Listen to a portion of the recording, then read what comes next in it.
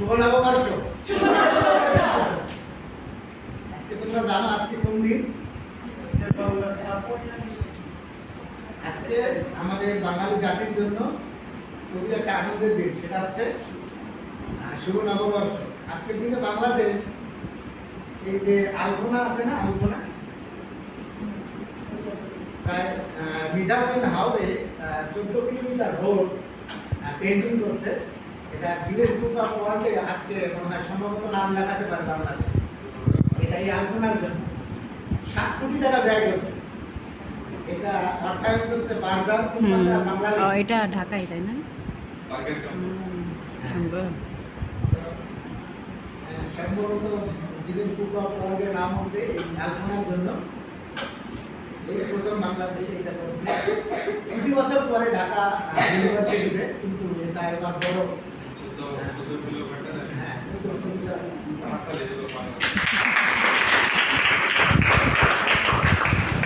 যাই হোক, আজকে আমাদের এই দিনে আমরা খুবই একটা গুরুত্বপূর্ণ দিন আমাদের জীবনে।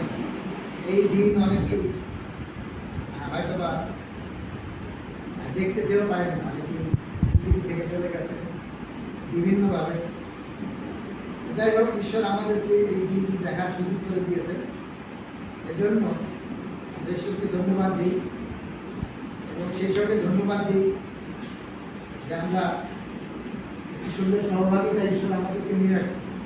এই জন্য তো আমরা আজকে দেখব যোহন লিখিত সুসমাচার থেকে প্রভু যীশু খ্রিস্ট পৃথিবীতে পুনরুত্থানের পরে কতদিন পৃথিবীতে ছিলেন কে জানো? 40 দিন।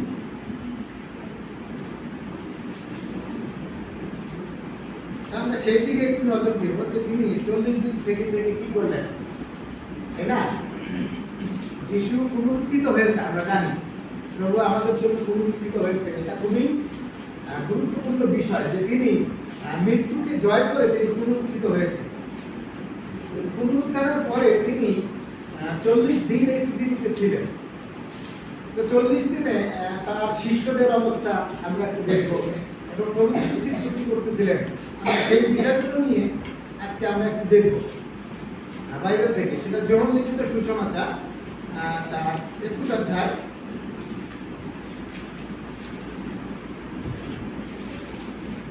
আমরা 1 থেকে 14 পদ পর্যন্ত আমরা একটু দেখব যে যিশু এবং তার শিষ্যরা কি কাজ করতেছিল।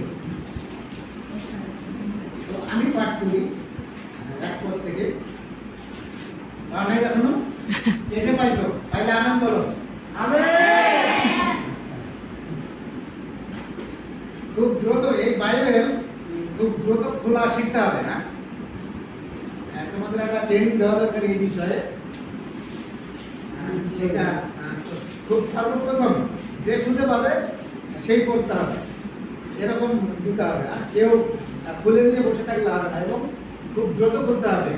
এই যে মতি, মার্ক, লুক, যোহন এই পুস্তকগুলো একদম মুখস্থ করে ফেলতে হবে। না, একটা গানও আছে, সাধু মতি, মার্ক, লুক, যোহন এদিকগুলো করিন্থীয় গালাতীয়, সেটা কোনো একটা গান আছে। এইভাবে তোমরা মুখস্থ করতে পারো পুস্তকগুলো, কারণ একটার পরে একটা এটা আছে। তো আমি পাঠ করি। এখানে লেখা আছে, যিশু সমুদ্র তীরে কয়েকজন শিষ্যকে দর্শন দেন। তারপরে যিশু তিবিরিয়া সমুদ্রের তীরে আবার শিষ্যদের নিকটে আপনাকে প্রকাশ করিলেন। আর তিনি এই রূপে আপনাকে প্রকাশ করিলেন, সিমন পিতর, থোমা যাহাকে দিদুম বলে, গালিলের কান্না নিবাসী নতলের শিবুলীয় 2 পুত্র, এবং তাহার শিষ্যদের মধ্যে আরো 2 জন, ইহারা একত্রে ছিলেন।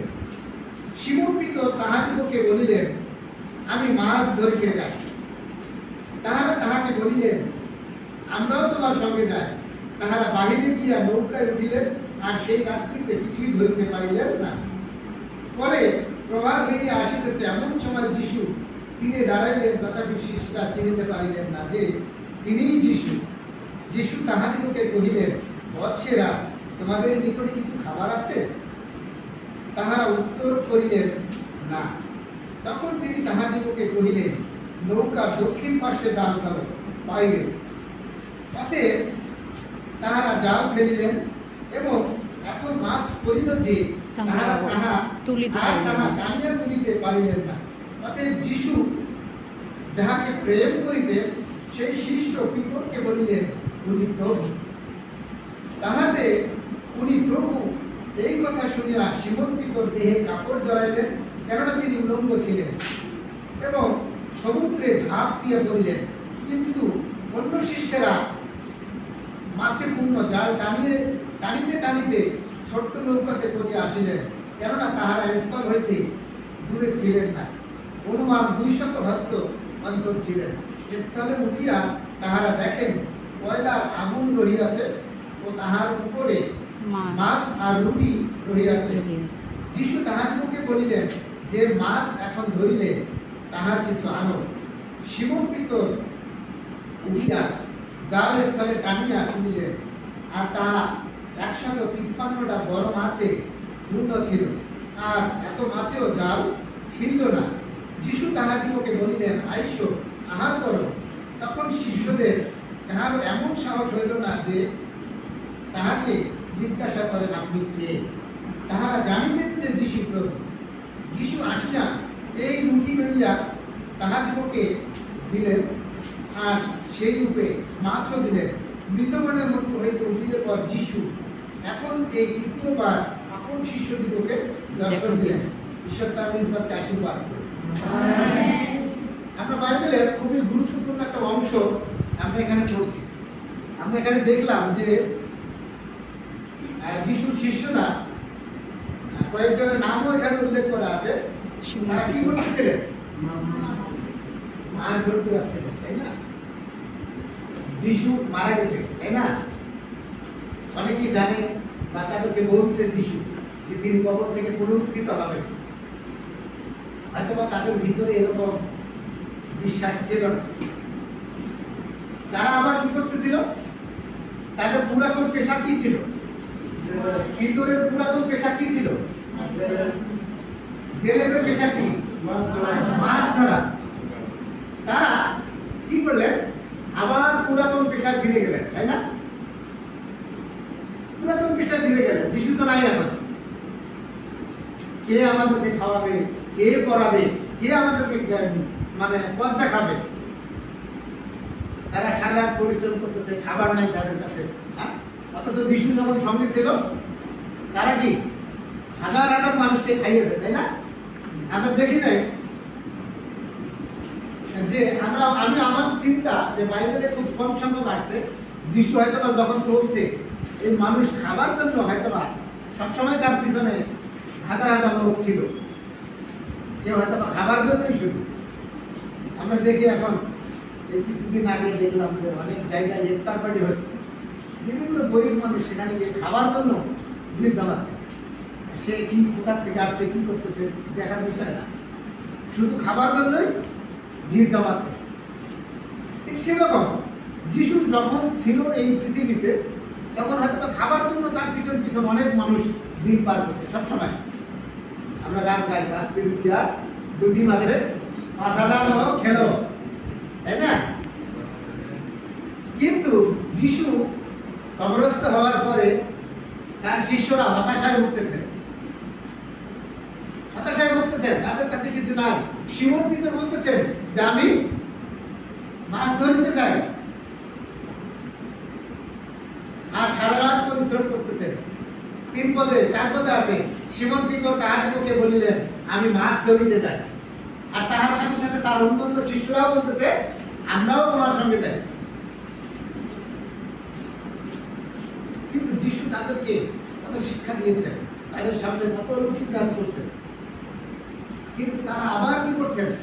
তারা তাদের পুরাতন পেশায় ফিরে যাচ্ছেন, ফিরে গেছেন। এটা খুবই দুঃখজনক বিষয় যে তারা যিশুর সঙ্গে থেকেছে, খেয়েছে, পড়েছে সবসময়, কিন্তু যিশু যখন নাই তখন তারা আবার পুরাতন পেশায় ফিরে গেছে।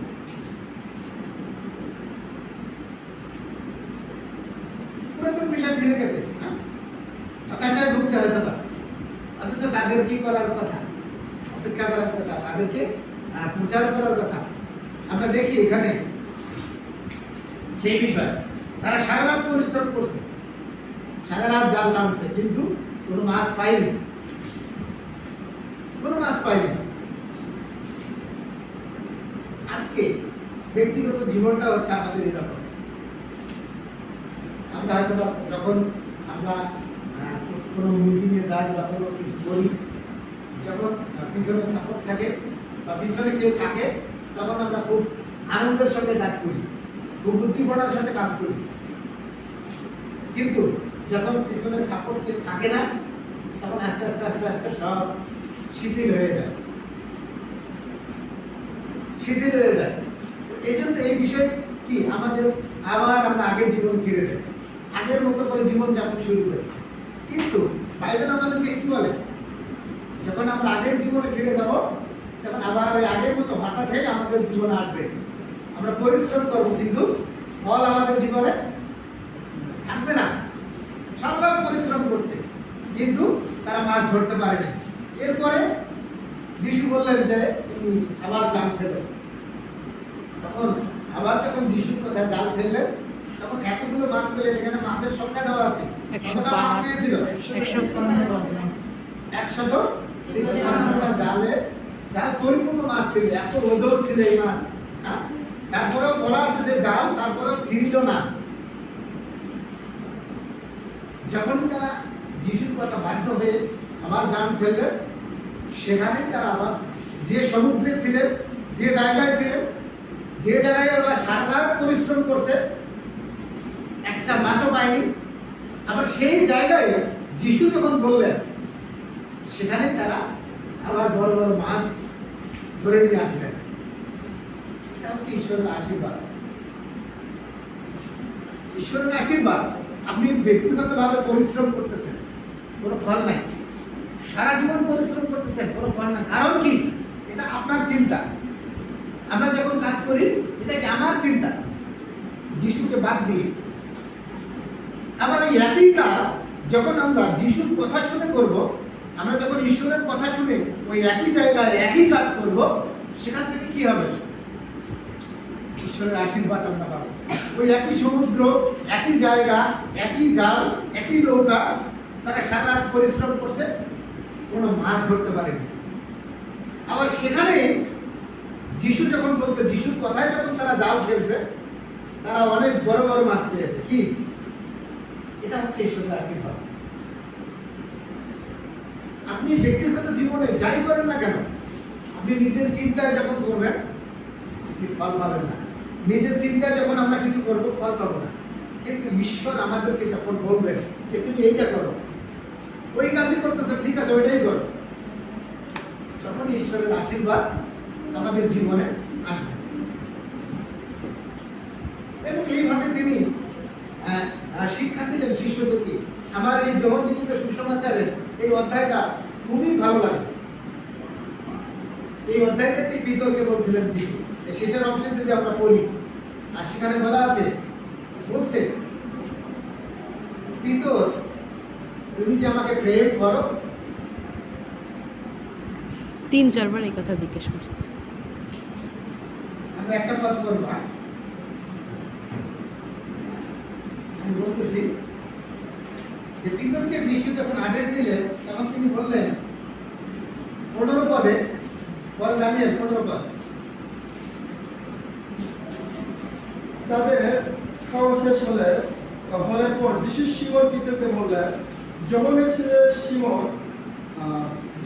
ছেলে সিমন, ওদের ভালোবাসার চেয়ে তুমি কি আমাকে বেশি ভালোবাসো? সিমন পিতর তাকে বললেন, হে প্রভু, আপনি জানেন আপনি আমার কত প্রিয়। যিশু তখন বললেন, আমার শিষ্য মেজগুলোকে চড়াও। এটা সহজ বাংলা, কিন্তু কেরি ভার্সনে আরো খুবই মানে অনেক গুরুত্ব সহ বলা আছে। এখানে বলা আছে কেরি ভার্সনে, আমি পড়তেছি, তাহার আহার করিলে পর যিশু সিমন পিতরকে কহিলেন, হে যোহনের পুত্র সিমন, ইহাদের অপেক্ষা তুমি কি আমাকে অধিক প্রেম করো? তিনি কহিলেন, হ্যাঁ প্রভু, আপনি জানেন আমি আপনাকে ভালোবাসি। তিনি তাহাকে কহিলেন, আমার মেষগণকে চড়া। যিশু বলতেছেন যে তুমি কি আমাকে প্রেম করো? আর পিতর বলতেছেন যে হ্যাঁ প্রভু, আমি আপনাকে ভালোবাসি।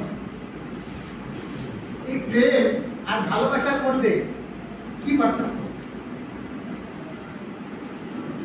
আমরা অনেকেই মনে করি সাধারণ দৃষ্টিতে সমান, কিন্তু না, এখানে একটা পার্থক্য আছে। ভালোবাসা হচ্ছে এরকম যে গিভ এন্ড টেক, মানে দেওয়া আর নেওয়া, এটা হচ্ছে ভালোবাসা। আমি যতক্ষণ একজনকে দিতে পারবো, সে ততক্ষণই আমাকে ভালোবাসবে। যদি আমি কিছু দিতে না পারি, সে আমাকে ভালোবাসবে। এটা হচ্ছে ভালোবাসা। আর প্রেমটা হচ্ছে এরকম যে আমি কিছু দেই আর না দিই, বা আমি কিছু দিতে পারলাম কি দিতে পারলাম না, সেটা দেখবে না, কিন্তু তিনি ভালোবাসবেন। যেমন ঈশ্বর আমাদেরকে কি করে? প্রেম করে। আমরা মিথ্যা বলি, তারপরে তিনি আমাদেরকে বাঁচিয়ে রেখেছেন। আমাদের জবান বন্ধ করে দেন না, মুখ বন্ধ করে দেন না, যে তুমি আর মিথ্যা বলতে পারবে না। আর করে এরকম আমরা কি পাপ করি, বিভিন্ন ভাবে পাপ করি। আমরা খারাপ চিন্তা করি, তাহলে আমরা খারাপ চিন্তা করি। ঈশ্বর তো পারতেন আমাদেরকে ম্যাট করে দিতে, পাগল বানাই দিতে, যে তুমি খারাপ চিন্তা করতেছো, তোমাকে আমি পাগল বানাই দিলাম। তিনি কি করেন? করেন না। কেন করেন না? তিনি আমাদেরকে প্রেম করেন। এজন্য আমরা কিছু দিতে পারলাম কি পারলাম না, এটা বড় বিষয় নয়, কিন্তু ঈশ্বর সবসময় তিনি প্রেম করেন। একজন তিনি যখন বৃষ্টি যখন দেন, সবার জমিতে সঠিকভাবে বৃষ্টি দেন। যখন রোদ দেন, তখন সবার উপরেই, সবার বাড়িতেই তিনি রোদ দেন।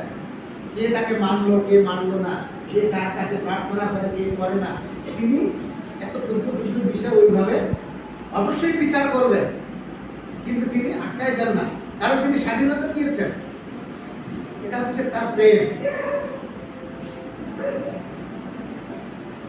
এখানে অনেকে আছে যে যদি কোনো সাবজেক্টে ফেল করো, সাথে সাথে কি বের করে দেয়। এখন কিছু কিছু স্কুল আছে যে কোনো ছাত্র যদি ফেল করে, তো সেই ছাত্রকে তারা সেটা সেই স্কুলে রাখে না, সঙ্গে সঙ্গে বের করে দেয়, তাকে সাপোর্ট দেয় না, তাকে উঠানোর জন্য চেষ্টা করে না।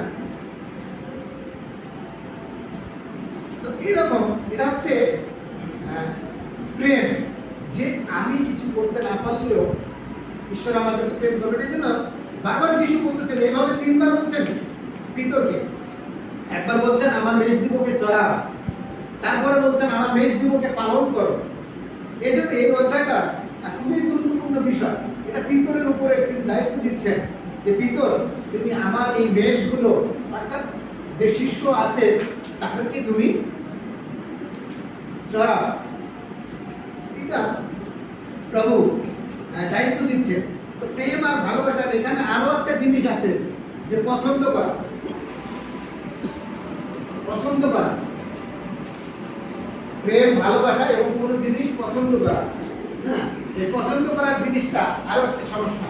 সে একটা বাগানে ফুল আছে, মানে আমাদের ফুলের গাছ আছে, কেউ একটা ফুলকে পছন্দ করলে সে সঙ্গে সঙ্গে ছিঁড়ে নেবে, কারণ পছন্দের জিনিস সাথে সাথে ছিঁড়ে নেবে, কারণ এটা অনেক মানে পছন্দ করতেছে। কিন্তু যদি সেটার প্রতি ভালোবাসা থাকে, যে সে ফুলটা কি দিচ্ছে, সৌন্দর্য বন্ধন করছে, সৌন্দর্য বাড়াচ্ছে, আমাদের এখানে আসে সে সৌন্দর্য দিচ্ছে, অনেক সুন্দর ঘ্রাণ দেয়, তাহলে কি করবে? তখন কি এটাকে ভালোবাসা জন্মে। তাহলে কি করবে? তুমি যদি ভালোবাসো, তাহলে সে তোমাকে কি দিচ্ছে? ফুলটা অনেক সুন্দর ঘ্রাণ দিচ্ছে, সৌন্দর্য দিচ্ছে। এই জন্য কি করবা? ওর গাছের গোড়ায় তুমি তখন পানি দিবা, তখন ওই ফুলটাকে তুমি ছিঁড়বা না। এটা হচ্ছে ভালোবাসা। ঠিক আছে, এরকম অনেক পার্থক্য আছে। আমরা বাইবেল স্কুলে যখন পড়ছি, এই প্রেম নিয়ে বিশাল বড় একটা সাবজেক্ট আছে। প্রেম সম্পর্কে বিশাল একটা সাবজেক্ট আছে, ইপথিমা প্রেম, স্টোনকে প্রেম, এরকম অনেক সাবজেক্ট আছে। তো যাই হোক, আমি সেদিকে যেতে চাই না।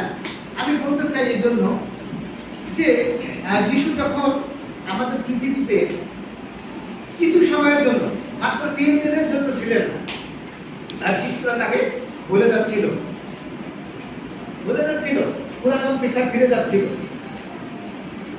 যখন তিনি আবার তাদেরকে দর্শন দিলেন, শিক্ষা দিলেন, যখন তারা দেখলেন যে না ঠিক আছে, তখন তারা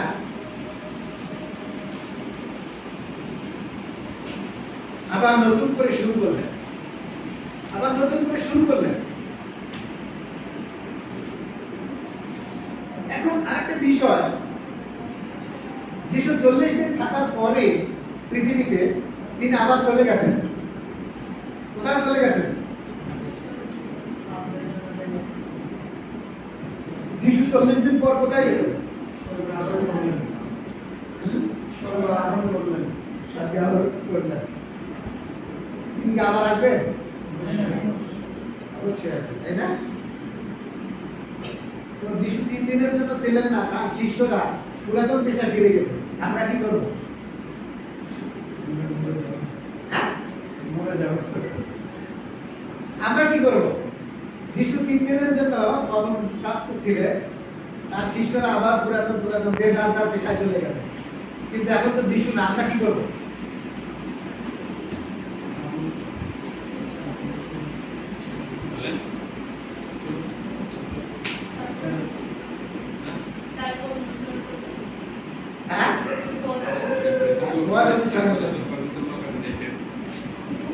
এটা হচ্ছে আমাদের জন্য সব থেকে নির্ভরতার জায়গা।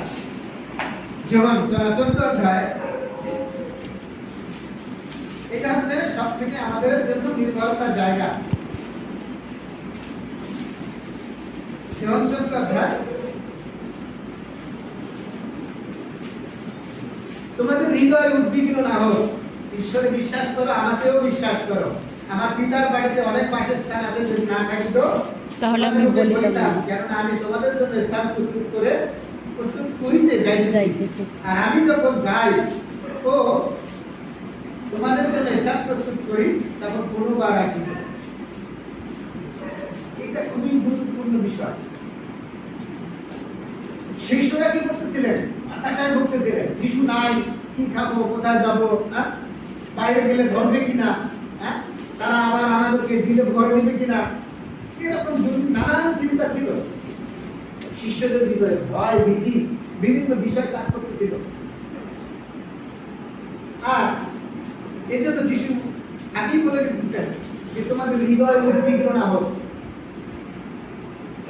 ইসলাম ধর্মের লোকেরা খুব সুন্দর একটা জিনিস করে, কারণ তারা জানে যে তাদের নবী আর ফিরে আসবে না। তারা গজল গায়, দয়ার নবী প্রেমের ছবি আর আসিবে না ফিরিয়া। তারা এভাবে মানে চোখের জল ছেড়ে দিয়ে তারা তাদের নবীর জন্য কান্না করে।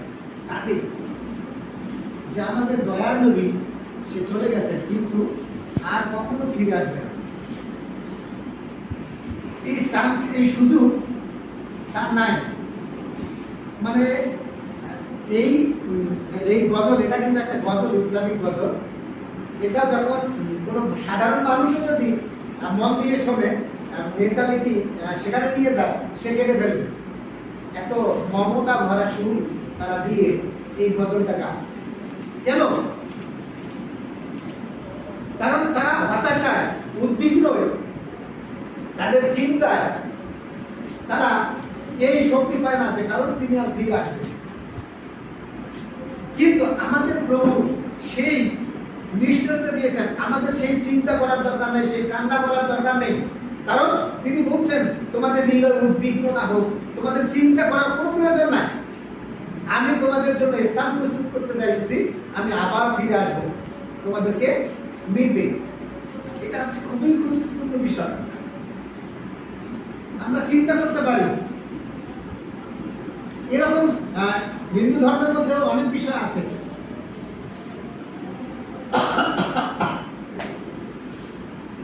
যে তারা একবার গেলে আর ফিরে আসে না, ফিরে আসেনি। কেউ বলেনি যে আমি তোমাদের জন্য নিয়ে যেতে আসবো, তোমাদেরকে নিয়ে যেতে আসবো। এখানে বলতেছে যে আমি তোমাদের জন্য স্থান প্রস্তুত করতে গেলাম, আর যখন আমি যাই তখন পুনর্বার আসবো তোমাদেরকে নিয়ে যেতে। পৃথিবীতে আর কোনো ভাববাদী এভাবে বলে নাই, আমাদের বাইবেলেও উল্লেখিত আর কোনো ভাববাদী বলে নাই যে আমি তোমাদেরকে আবার নিয়ে যেতে আসবো। যিশু বলতেছেন যে আমি আবার তোমাদেরকে নিয়ে যেতে আসবো। তিনি একবার কি হয়েছে, পৃথিবীতে প্রথম এসেছেন, তিনি মৃত্যুবরণ করেছেন, কবরস্থ হয়েছেন, পুনরুত্থিত হয়েছেন, 40 দিন থেকে তিনি স্বর্গে আরোহণ করছেন, চলে গেছেন। তার যাওয়ার সময় কতজন লোক ছিল সেখানে? কতজন? তিনি যখন স্বর্গে আরোহণ করেন তখন কতজন ছিলেন? এখানে নাই, এখানে নাই। হ্যাঁ, 5 জন। যিশু যখন স্বর্গে আরোহণ করে তখন কতজন লোক ছিল? 50 জন। হ্যাঁ, 50 জন।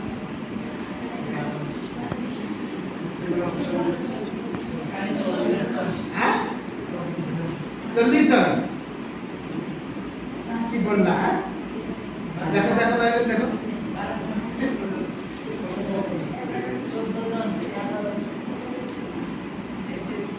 হ্যাঁ, বলতে থাকো, একটা তো একটা সঠিক হবে। প্রায় 500 লোক ছিল সেখানে। যখন তিনি স্বর্গে আরোহণ করেন, তো যখন তিনি স্বর্গে আরোহণ করেন তিনি বলছেন, স্বর্গদূত সেখানে বলছে যে তোমরা যেভাবে মনুষ্যপুত্রকে স্বর্গে আরোহণ বলছে যে করতে তোমরা দেখেছো। আকাশের দিকে তাকিয়ে আছো কেন?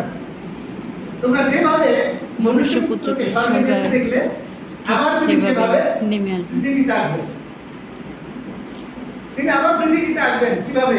বরের বেশে আমরা কনে সেজে যাব, তাই না? আমরা ছেলেরা মনে করতে পারি যে আমরা আবার কনে কিভাবে সাজবো। আমি অনেকে বলতে শুনি, আমি এই বিষয়টা নিয়ে ঈশ্বর আমাকে চিন্তা দিচ্ছেন, আমি আরো দিন প্রচার করবো, বিশেষ করে ইয়া নিয়ে,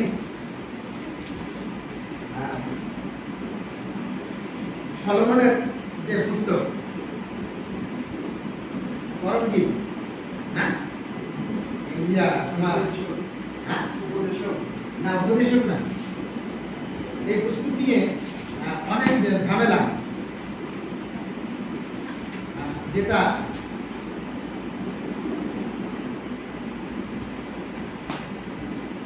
সচরাচর মন্ডলীতে প্রচার করা হয় না। পরম গীত নিয়ে আমি অনেক ছেলেমেয়েদেরকে দেখতে শুনছি যে বাইবেলের যদি এই পুস্তকটা না থাকতো ভালো হতো। অনেক ছেলে মেয়ে দেখছি, সেখানে বলা আছে যেমন এরকম বলা আছে, ওই মরম প্রিয় হে তুমি সুন্দরী, তোমার নয়ন যুগল কপট সাদৃশ্য, শারীরিক বর্ণনা, অনেক বর্ণনা সেখানে দেওয়া আছে। তো এটা নিয়ে আমি একদম প্রচার করব। তো এই বিষয়গুলো খুবই খারাপ জিনিস। এখন ঈশ্বর ছেলে না মেয়ে, কে বলতে পারবে? ঈশ্বর ছেলে না মেয়ে? হ্যাঁ, ঈশ্বর ছেলে না মেয়ে? ছেলে। তোমাদের কেন মনে হলো যে ঈশ্বর ছেলে?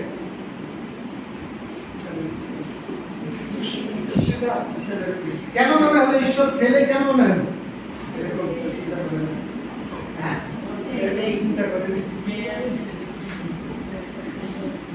এটা হচ্ছে আমাদের সমাজ হচ্ছে কি পুরুষতান্ত্রিক সমাজ, পুরুষ শাসিত সমাজ। এটা যদি আমি কোনো গারদের কাছে গিয়ে বলতাম যে ঈশ্বর সৃষ্টিকর্তা ছেলে না মেয়ে, তারা বলতো মেয়ে। কারণ গারো উপজাতি যারা আছে তারা হচ্ছে কি মাতৃতান্ত্রিক, তারা মেয়েরা ছেলেদেরকে বিয়ে করে নিয়ে যায়। তারা বলতো, তাদেরকে জিজ্ঞেস এই কথা বলতে, তারা বলতো যে সৃষ্টিকর্তা বা ঈশ্বর মেয়ে। কারণ আমরা এই পুরুষতান্ত্রিক সমাজে থেকে থেকে আমরা ভাব চিন্তা করি যে ঈশ্বর মনে হয় ছেলে। কিন্তু বাইবেল কি বলে? ঈশ্বর তার মানুষকে কি করছেন? নিজ প্রতিমূর্তিতে সৃষ্টি করছেন। তো এখন নিজ প্রতিমূর্তিতে তিনি স্ত্রী এবং পুরুষ বলে সৃষ্টি করছেন। বাইবেলের আদি পুস্তকে দেখবা, ঠিক আছে? স্ত্রী এবং পুরুষ করে সৃষ্টি করতেন, তাহলে তুমি কিভাবে বলতে পারো যে ঈশ্বর একজন ছেলে? বাইবেল কি মিথ্যা বলে? কিন্তু বাইবেল বলে যে তিনি যিশু যখন আসবেন তিনি বর সেজে আসবেন, বর সেজে থাকবেন। 10 জন কুমারীর গল্প বলছে না? বিয়ে বাড়ির ঘরের দৃষ্টান্ত বলছে না? স্বর্গরাজ্য সম্পর্কে বলতে গিয়ে এরকম অসংখ্য গল্প ঈশ্বর বলছেন, যিশু বলছেন যে এরকম, ঠিক এরকম হিন্দু ধর্মে আমি ইন্ডিয়া একটা ইতিহাস আছে, আমি জানি না আপনারা জানি কি না, ইন্ডিয়া বিশেষ করে কলকাতার এইদিকে একটা ইয়ে আছে, মীরাবাই নাম শুনছো কে? মীরাবাই ইন্ডিয়ার একটা ইতিহাস। মীরাবাই ছিল একজন বাই সবসময় সেই সময় জমিদারদের রঙ্গ হলে যে মহিলারা নাচ গান করতো এদেরকে বাইজি বলা হতো। এরকম একজন মহিলা, খুব সুন্দর একজন মেয়ে ছিল, খুবই সুন্দর, অত্যন্ত সুন্দর।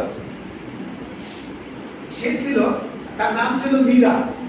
আর সে একজন বাইয়ের মেয়ে, অর্থাৎ ওই বাইজির মেয়ে যে নাচ গান করতো ওই জমিদারের রঙ্গ হলে, এর মেয়ের বিধায় তাকে টাইটেল দেওয়া হইতো যে মীরাবাই।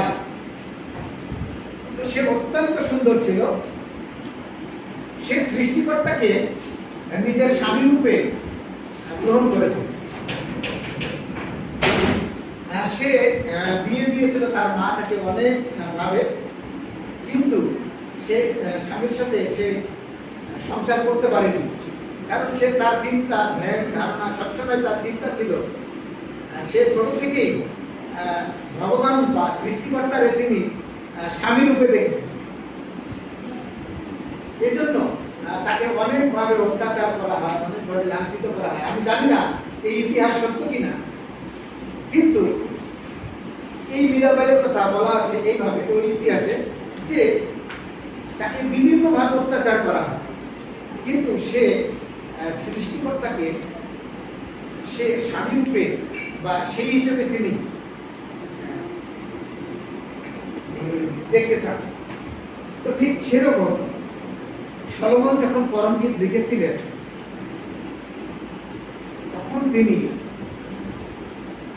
রব মানে সৃষ্টিকর্তা মা নিজেকে সলোমনের, তিনি এক সময় অনেক নারী তার জীবনের সঙ্গে যুক্ত ছিল, সলোমনের সঙ্গে অনেক স্ত্রী তার ছিল, বিভিন্ন পরজাতীয়দের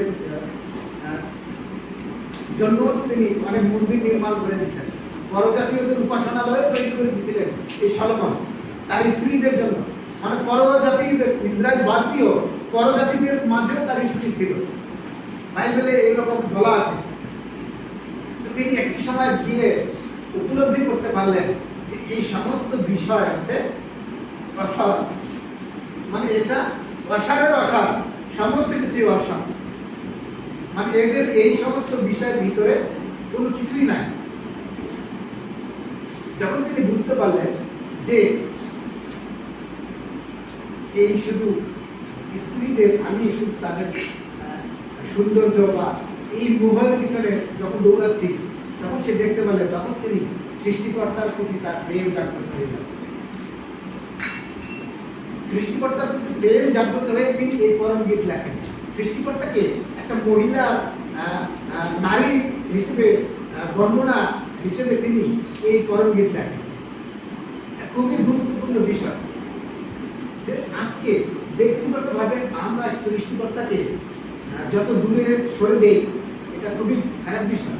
আমরা আপন জন ভাবতে পারি না সৃষ্টিকর্তাকে, ঈশ্বরকে আমরা নিজের কাছের মানুষ ভাবতে পারি না। আমাদের ব্যক্তিগত জীবনে কাছের মানুষ কে থাকে? বাবা থাকে, মা থাকে, স্ত্রী থাকে, সন্তান থাকে, এরকম কিছু ঈশ্বরকে আমরা ভাবতে পারি না। ঈশ্বর কি আলাদা একটা বিষয়, ঈশ্বর আলাদা একটা সাবজেক্ট। এরকম কিছু ভাবতে হবে আমাদের। ঈশ্বর এই জন্য যিশু বলছেন যে আমি বরের বেশে আসবো আর তোমরা কনের সাজে সবসময় জেগে থাকো। প্রস্তুত হয়ে থাকো, বিয়ের সাজসজ্জা দিয়ে তোমরা থাকো, যেন আমি এসে তোমাদেরকে নিয়ে যেতে পারি। সেই বিয়ের পোশাকে যেন আমি তোমাদেরকে দেখি, কনের বেশে যেন আমি তোমাদেরকে দেখি। একটা কনে যেভাবে বর আসার অপেক্ষা থাকে, সেজে বুঝে একদম সুন্দর পরিপাটি হয়ে, ঠিক সেভাবে আমাদেরকে থাকতে হবে। যিশু নাই চলে গেছে, আমরা বাইবেল থেকে দেখেছি তার শিষ্যরা আবার নিজের কাজে ফিরে গেছেন, কিন্তু আমরা কি করতে পারি? আমরা আমাদের ব্যক্তিগত জীবনে অবশ্যই কাজ করব, কিন্তু আমরা যিশুর জন্য কি কনের মতো সেজে থাকবো। যিশু আমাদেরকে যে আদেশ নির্দেশ দিয়েছে, আমরা সেগুলো নিয়ে আমরা পরিপাটি হয়ে থাকতে চাই। বাইবেলে অনেক সাজসজ্জার কথা আছে, যুদ্ধের সাজসজ্জার কথা বলা আছে, তাই ধর্মীয় অনেক বিষয় আছে যে এই সাজসজ্জা আমাদেরকে সজ্জিত হতে হবে। হ্যাঁ, ধার্মিকতার মুখ কাটা আছে, সুসমাচারের কি পাদুকা, সত্যের কি প্রতিবন্ধনী। আমি বলছিলাম একদিন বিশ্বাসের ঢাল, আত্মার খর্ব, বাক্য, এই বিষয় নিয়ে আমি একটু কথা বলছি। হ্যাঁ, তো এই বিষয়গুলো থাকতে হবে, আমরা সুসজ্জিত হয়ে আমরা থাকতে পারি, যেন ঈশ্বর আমাদেরকে কি করে, এসে এলোমেলো অবস্থা না থাকে, তাই না? এলোমেলো অবস্থায় যেন না থাকে। কারণ যিশু যখন আসবে তখন সাজা গোছার সময় আমরা পাবো না। যিশু যখন আসবে তখন আমরা কি এই বাক্য পালন করে নিজের জীবনকে প্রস্তুত করার সময় পাবো, যে প্রভু তুমি একটু বসো, আমি নিজের জীবনকে, আমি নিজেকে একটু তৈরি করে নেই। এই সময় পাওয়া যাবে? পাওয়া যাবে না। আমি একটা ট্রেনের গল্প শুনেছিলাম একদিন, মনে আছে দাদা? ট্রেনের গল্প শুনেছিলাম যে ভুল ট্রেনে উঠে যদি তুমি ওই শ্বাসকোচ করার চেষ্টা করো, দান করার চেষ্টা করো, তুমি ধর্মকর্ম মানে উপবাস করলে, ওই দান করলে, ট্রেন কি ফিরবে? ফিরবে না। তো ট্রেন আসার মানে কি করতে হবে? পরিবর্তন করতে হবে, তাই না? তাই আমাদের ব্যক্তিগত জীবনে, অতীত জীবনের যদি কোনো খারাপ কাজ থাকে, সেগুলোকে বাদ দিতে হবে। ওই ট্রেন থেকে মানে ওই যে যেভাবে আমাদের জীবনটা চলতেছে, সেটা বাদ দিতে হবে, যে নতুন করে নতুনভাবে শুরু করতে হবে। শুরু করতে হবে কিসের উপর ভিত্তি করে? বাইবেলের উপর ভিত্তি করে, যেন আমাদের জীবনকে আমরা কি বাইবেল কেন্দ্রিক করতে পারি, বাইবেলের উপরে আমাদের জীবনকে গড়তে পারি। এটা হচ্ছে সব গুরুত্বপূর্ণ বিষয়। যদি বাইবেলের উপরে আমরা গুরুত্ব দিতে না পারি, বাক্য যদি আমরা না জানি, তাহলে আমরা আমাদের জীবনকে প্রস্তুত করতে পারবো না।